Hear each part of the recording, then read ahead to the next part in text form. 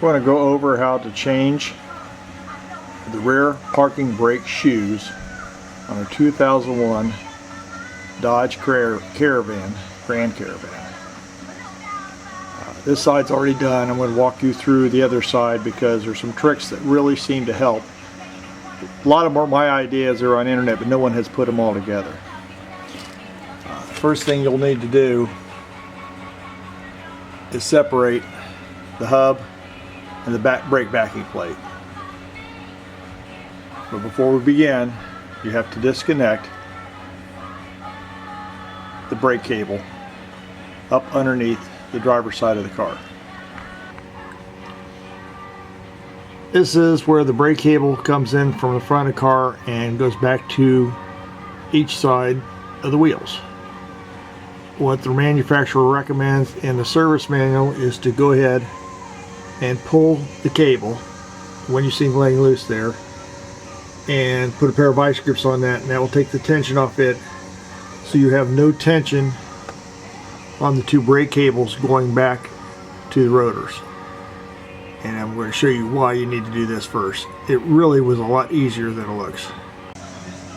Once you've got the brake cable disconnected underneath the driver's seat, there's one bolt here that you removed that holds the brake cable in, and you can just go ahead and squeeze this part with a pair of pliers very lightly and it will slide out. Now that you've got slack, you can go ahead and remove so let me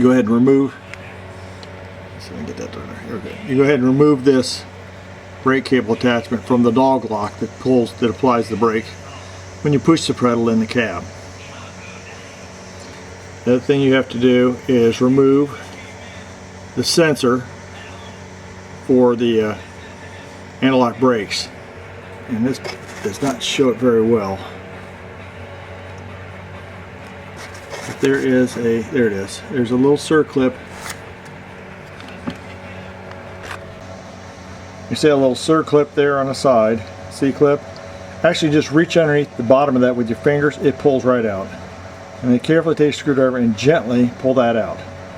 Once you have the brake cable removed and that, you're ready to go ahead and disconnect the plate from the axle hub. Alright, this is the back side of the right wheel of the car. You can see I've already removed the parking brake cable, and that the sensor is also been removed. Once you just pop that clip out and then gently remove that and get that moved out of your way. I've already taken the caliper off. On the back side there are 4 bolts that hold the hub assembly on. 1, 2, and then down here, which you won't be able to see on camera, there are 2 more bolts. That is what's going to take the most time, because you're only going to be able to get about 1/8 of a turn at a time. What I found works out best, you see they got a lot of brake dust and schmutz and all kinds of stuff on it. What I tried to do, what actually worked out better for me on the other side, was to go ahead and get these brake shoes out of the way the best you can. Some people cut the springs, that's fine. What I did is I removed that keeper spring right there, and as soon as I touched them, the springs on those broke too. And just pull the brake shoes out of the way. That way I can get a small wire brush in there, board cleaning brush like a shotgun board cleaning brush, or even a 9mm, and then get as much of that schmutz off those bolts as you can, and they'll come out. They only torque to 95 foot-pounds according to the manual. They weren't that hard, but it was like changing plugs on this car. Take your time, you're not going to get anything else going on. Just a note on the rotors, or excuse me, on the brake shoes, you notice the pad has crumbled off of it. This thing has not had a working parking brake since about 10 years, or 15 anyhow. Taught my children and everybody else's children how to drive, and somewhere along the line somebody drove with them on and cooked them. So the only way to fix this correctly is you have to remove this hub and the backing plate. Take those 4 bolts out, and this will not come out. I'm going to show you a nifty trick somebody out on YouTube that works real well with the brake rotor. Okay, I'm going to start by removing these hold down springs for the actual brake pads. Once again, to get those out of the way. Nothing's going to be reused. There's two little dimples on there, and that line up with where it's supposed to be when it's locked. All you need to do is turn a quarter of a turn, and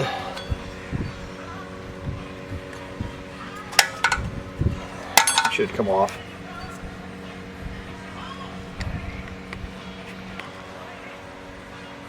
Just need a wiggle. There it goes. And that spring's not looking too good. Like I said, you always put a new hardware kit on anyhow, so it's worth it. Okay, so this one works. Quarter turn.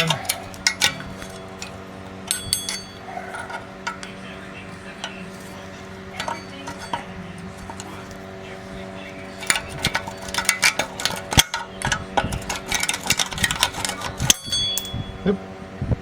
Where'd that go? Oh, there it is. Okay, good.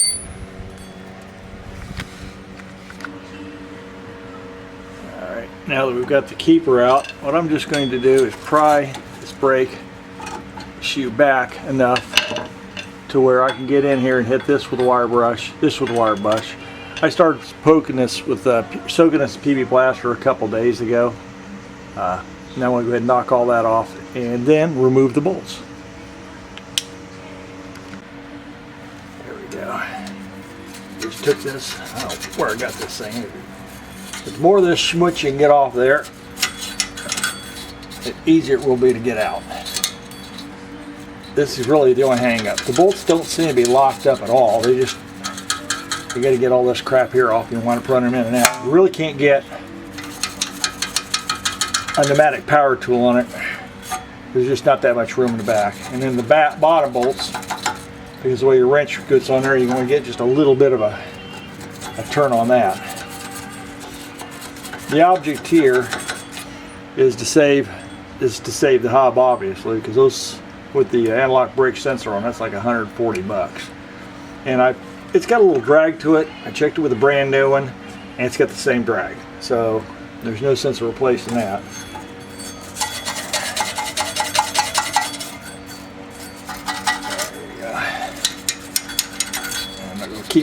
I'm not going to keep fitting this, but you get the idea. And then once we get that all cleaned up, get our friend Mr. PB Blaster out, the left-handed shot, and of course it squirts off. Just get a little PB Blaster on there, and then we'll get those. Just wanted to give you a quick idea how no more hard these bolts are to get out. Like I said, once again, they're supposed to be 95 foot-pounds. 18mm socket. Find it. Like I said, we're working by braille. I use a small cheater bar. Slide that down on there. And just slide that down on there and give her there. So they're not really hard. It's not that bad. The cheater bar does help. Got it.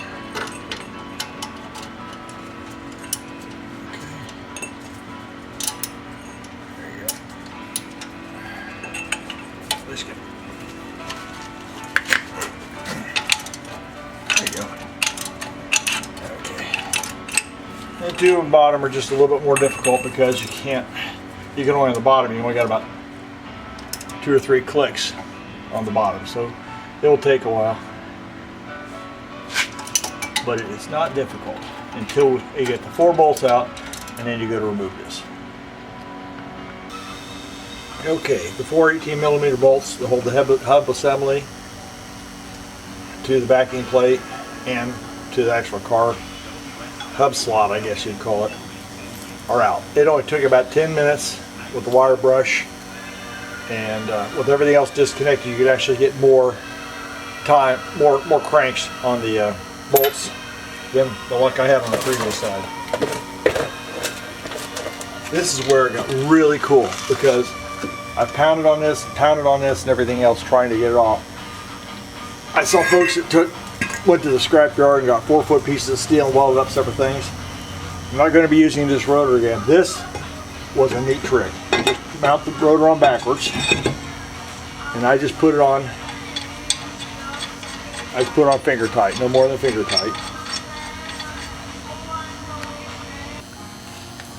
Okay. Most excellent. 10-pound sledgehammer. Once again, I'm not using the rotor again. I just put some PB Blast on the other side. Let soak overnight, so we'll see how this comes off. But it only took 3 whacks on the other side of the car. That's going to take more now. There's 1, 2, 3. Most excellent. Okay, 6 hits on that side. There it is.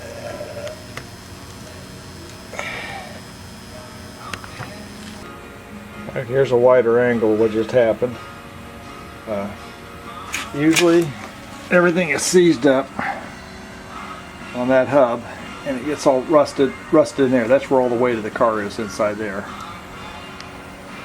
And then you can see hub itself, that's where all rusted. We're going to protect the speed sensor, so I'm going to let this soak overnight, and then we have to separate this plate with the hub from the other side. So I'm going to let this soak overnight, and then we'll show you how to separate those tomorrow. Okay, tubers, we're back. You see the hub assembly on the workbench that we removed. Where the hub comes through the backing plate, it's a real thin area right there at the very tip of that screwdriver. So I've been soaking it with some PB Blaster, and I'm going to hit it real good with a wire brush. Just want to point out a few things. Once again, right here is where this is going to separate, not this step like you think. And I've seen some folks pound this out with a bearing punch, and you're wasting a lot of energy. Actually, we're going to pull this through the other side with a chisel. Also notice I took time to cover up the brake speed sensor, or whatever sensor that is for the anti-lock brakes. That's covered up as well. Like I said, right in here is where it separates, not here. Here's a picture of the dog lock. This is what your parking brake pulls on when you push the pedal. This one's got a little movement. The other side of mine was totally frozen. They are replaceable for about $50 a pair. But on the other side, I just soaked it up, some acid, cleaned all the rust off of it, heat it up with a acetylene torch, loosened it back up, painted it, greased it, put it right back in. I'm going to show you how to set this up to go ahead and knock the hub loose. Note the where the brake cable comes through, the parking brake cable comes through. This is what we're going to mount in the bench vise. That's what's going to hold it. So when we hammer it, we're going to hammer toward it, and we're not chasing the assembly all around the workbench. Now we got this mounted. You got a better look at the hub assembly. See right there that hole where the hold down springs were that we took off to move the brake shoes back and forth to get access to those bolts. That's great. We're going to do that again. If you noticed, after a few years the line kind of comes off. You'll hear that crunch, and that'll bind up on you as well.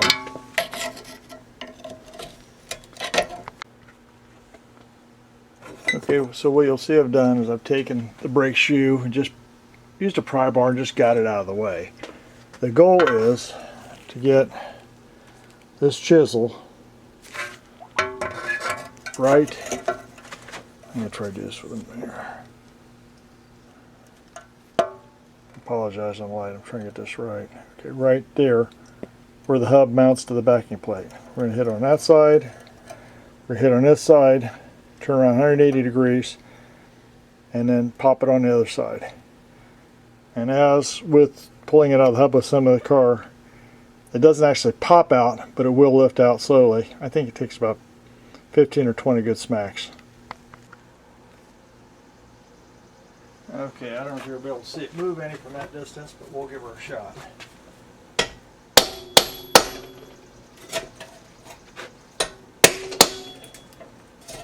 This will leave burr marks on you. You'll have to grind off after you get it out before we put it back together.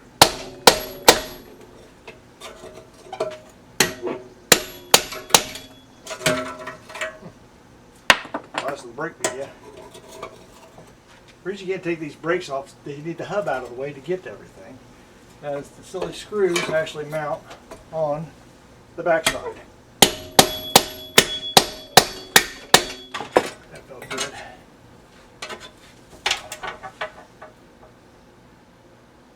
Alright, it's starting. Stand by. There you go. You can actually see the hub start working its way out of the backing plate by just running shields on this side and the other side. Just make sure you get it anchored in real solid. And there's a good example on the back side. There's a real good example there. See how it's pulling through there. So we'll get a few more taps on the other side, and then that should be out. Okay, once loose, the hub assembly will lift right out. Of course, you've had to beat on it for a few times. I don't think it took 15 or 20 hits total. And you see where it adhered itself to the backing plate in here.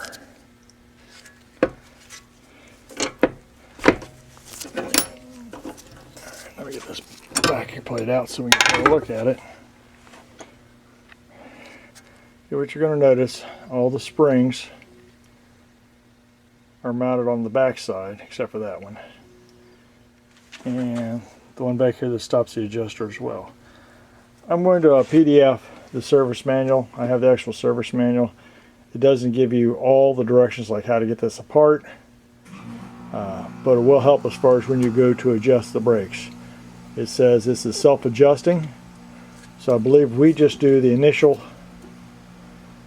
setting right here, and then from that point on, through use of the foot brake cable, it will adjust itself. Note the springs go in the outside slot, and I will show you after we get the other side done. I've got a new spring kit. And remind you, for some reason I kept trying to put the darn thing in there. Couldn't figure why everything was so damn loose. So.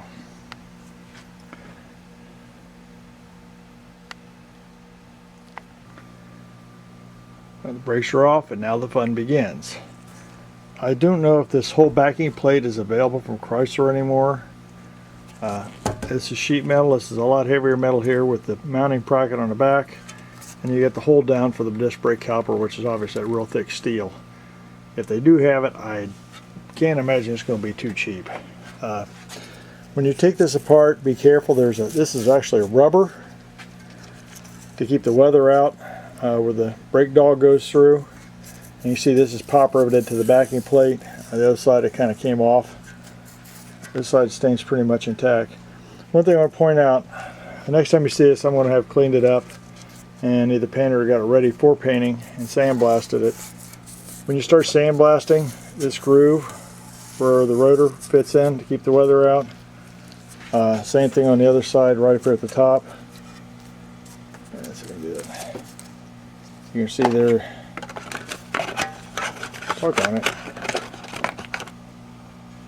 You can see there's a lot of daylight coming in there for about an area like from here to here. The other side, I've MIG welded it in lightly and then ground it back out, which is a lot of work. I'm going to try brazing this side.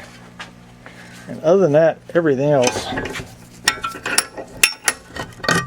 seems to be pretty well intact.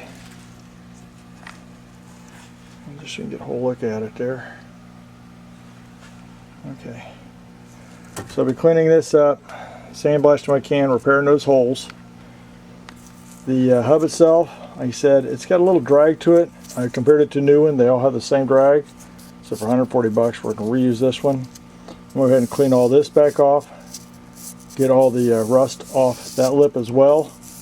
I put a coat of paint on it. I'm not in any hurry, so I put a coat of paint on that as well as the hub of the car itself. And the reason I point that out as well is I believe the hub itself doesn't rust on those bolts. I believe the whole hub assembly that goes through the backing plate actually rests on this, which explains why everything's so beefy. So the face of this is going to get ground down and cleaned. Once again, I'm in no hurry, so everything's probably going to get primed and at least one coat of paint on it. And then I'm going to wipe everything down with anti-seize before I put it together. So if this ever has to happen again, it won't be too hard to get apart. New brakes, calipers will get painted as well. Okay, a couple of things I'd like to point out before I really get into cleaning this. And I'm not going to bore you with that, I'm going to do it all off camera. If you notice, this area right here is where the brake shoe glides back and forth when you're using it. You see that dimple in there, and that's dented in. This one over here is kind of like that side's high and that's low. This one doesn't look too bad. This one here is probably the best. This one here is probably, where is it? This one here is probably the best one. What I wound up doing, especially like with this one here and the other one, is I'll just take a hammer and dolly and then I'll pound that out because you can get access to the back. And then once I pound that out, then I'll go ahead and pound it flat on the front and then just touch it with a grinder. It's real smooth, that way when you put grease on it, it'll work. We'll go back over to the hub. Remember we took the chisel and we hammered in to get this thing off. Same thing here. After you clean it off, that's where all the rust is. Just clean this off. Remember to go ahead and hit this with a grinder, because when you put your chisel in there, you booger that up and it's not going to lay flat. And that's where it went in the opposite direction. So, and you're going to find some high spots in it anyhow. It's not that big a deal. But the fact is, you want to do it now while all your parts and tools are dirty, so you have to get it cleaned up later and just go back again. Yeah, I've been there. Okay, to highlight the areas here that are not immediate picks, I'm going to use a die grinder. And for those of you who have not seen one of these things, they're like $9 at Harbor Freight. Just a right angle grinder. But I mean, they lickety spittle this and clean up the asbestos as well.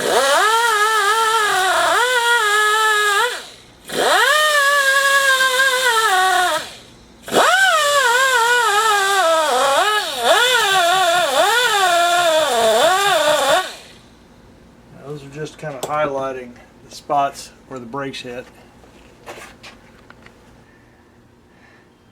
I said the brake shoes are going to hit up here, here. This one doesn't. Oh, I'll zoom in. That doesn't look too bad. You see the high spots. That needs to be flat as a pancake.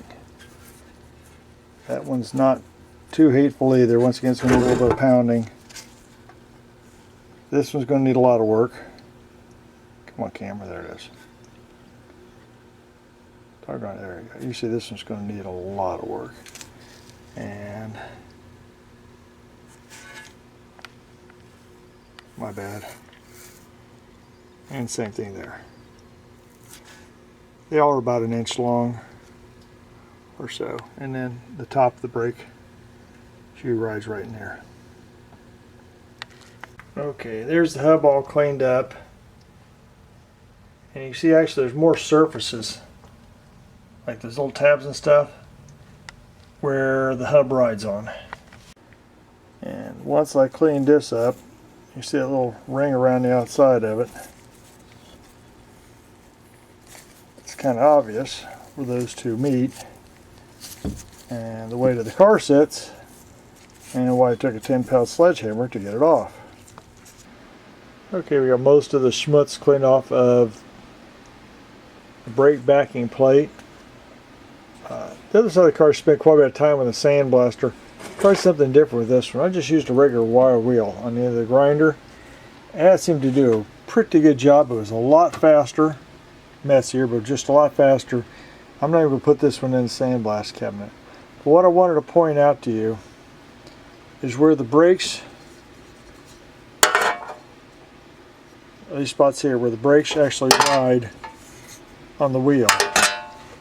I wasn't really able to pound this one back out a little bit the way it should. Let's see if I can show you. What it is, I just brazed that in and then leveled it back off again. Did the same thing on this one. Come on, camera. Did the same thing on that one there. Now that way the brakes sit nice and level. Doesn't rock or teeter. How that's going to do long term, I don't know. Obviously we're supposed to put grease on that, and this steel should be softer than the other. So I got this one here that are filled in with braze, that one there, the low spot was filled in braze, and the rest of it I was able to pound out. And the top ride's up there. Backside is all cleaned up. This is what's really been scratching my head. You can see the big metal gap there at the top. So if there's the workbench where you can see it there through the gas can. I tried to braze that with some soft copper, and I was just afraid it was going to break. I think I'm just going to leave it alone. If someone has any suggestions, I'd appreciate it. So the other side wasn't that bad. I was able to just go ahead and put a real quick MIG weld in and grind it down. It was fine. Last shot before I throw some primer on it. Okay, the backing plate is all cleaned up. Put a coat of paint on it. I've already applied the grease to where the brake shoes ride. First thing we're going to do is install the trailing brake shoe and fasten it down with the spring. One thing I found works out really well is to go ahead and mark the forward on the wheel so I know which one's the trailing side and which is when you're working on a workbench. Go ahead and apply that with the hold down spring. Okay, the hold down spring is installed, holding on the trailing brake shoe. Next thing I'm going to install is the actuator for the brake shoe. That slides down in there like so. Note when you have the brake shoe actuator in place, the opened end is facing toward the trailing end, or toward the trailing brake shoe.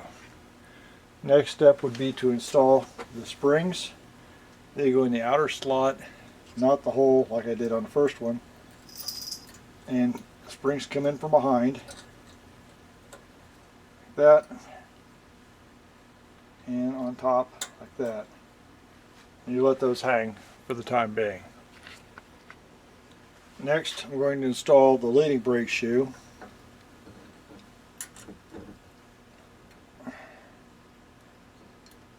Those just hook right in there just like the other one does. And then you're going to rotate it into place on the brake actuator into the top. That's supposed to slide in there like that. Put that up. There. As such.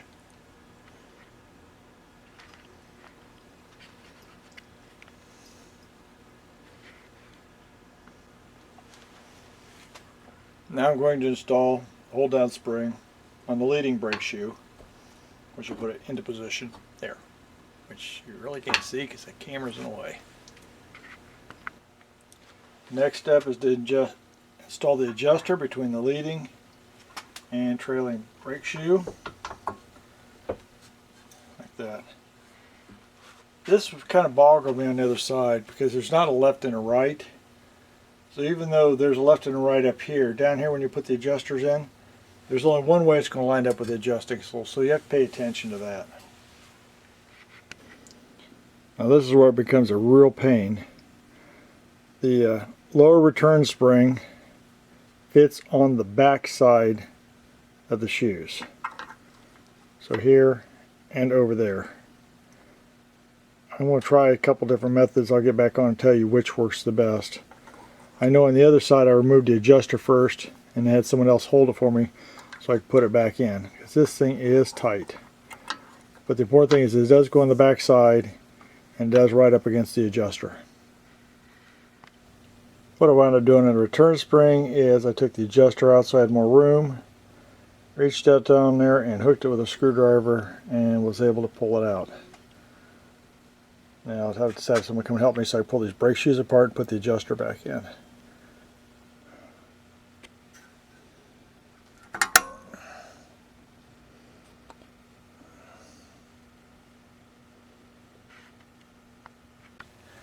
We're going to try something which actually worked. I was able to go ahead and push on this brake shoe and spread these apart to where I was able to get the adjuster back in. And you see the spring. The spring does right up against the adjuster. Right therein lies the finished adjuster, lined up with a spoon hole in the back. Hold down's in place. Springs are on the tongue edge of the brake. So when you pull the brake, when you set on the brake pedal, that pushes everything out. And here's a look from the back side where your brake cable hits on there. So now it's ready for installation.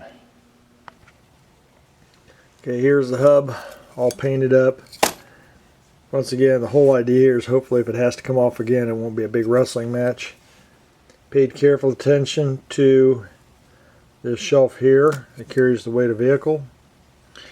One thing that I'm going to do is I'm applying a thin coat of anti-seize. I'm going to apply it to the hub and also to, I guess, the hub acceptor on the other end of the thing, on the other end of the vehicle. That way this won't stick to the plate, the plate won't stick to the actual hub of the car, for lack of a better term. Alright, you can see I put the anti-seize compound on the actual vehicle's hub itself, or whatever, axle, for lack of a better term. That'll prevent, in theory, the back plate from sticking. And then I've got a copy on the hub itself to prevent that from sticking from the back plate. I've also added anti-seize to those two bolts. They didn't have any problem with them coming off the first time, but we're already here, we'll do it. So, got the backing plate on. Once again, the anti-seize is also located in there. You put the hub on. There's two narrow and two wide, and the narrow go on the top. And then screw in your 18mm bolts. Okay, the 18mm bolts are now tightened to 95 foot-pounds in a cross pattern.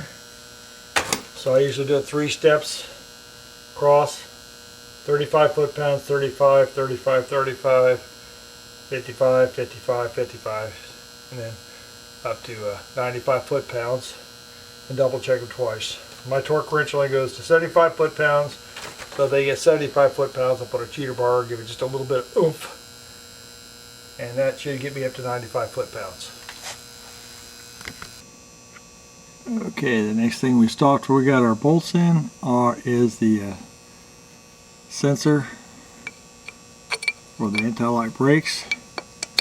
Fairly straightforward. Goes in here. When it fits in there one way, and the clip itself slides up from the bottom. See, that's installed. Next thing I want to do is take parking brake and slide it back through there and hook it on the actuator. And hooking on the actuator is still fairly straightforward, except I can't do it holding the camera. Okay, there it is installed. And remember to replace the hold down bolt. And so remember to replace the hold down bolt for the brake cable, which is a 13mm. For from here on out, it's pretty much a simple brake job, replacing caliper pads. And I'm not going to go into that. There's enough other videos out there that shows you how to replace the caliper pads. But what I do want to point out is anytime you do this, replace your boot, clean your hardware up. As with the other brake part, we replaced all the hardware in that. Lubricate this lightly with the lube that comes with it, and you'll be good to go. Okay, I almost boogered up on the last step. Forgot the last step. The last step is to attach the brake cable to the floor pedal. I left a pair of small vice grips on the floor underneath the cables to remind me, do not forget to hook the cables back up. That's really all you need is vice grips, and it's a hand tool operation. As you can see, I've got another pair of vice grips holding the cable coming from the foot pedal, and just need to reattach that back over here, right back in there. That just hooks in there, release the vice grips, and it is done. Okay, I lied to you. Wound up having to use 2 vice grips. One pull the slack off, get another bite on it, and give me some more slack, and then I was able to go ahead and put the cable from the pedal back to the brake pads.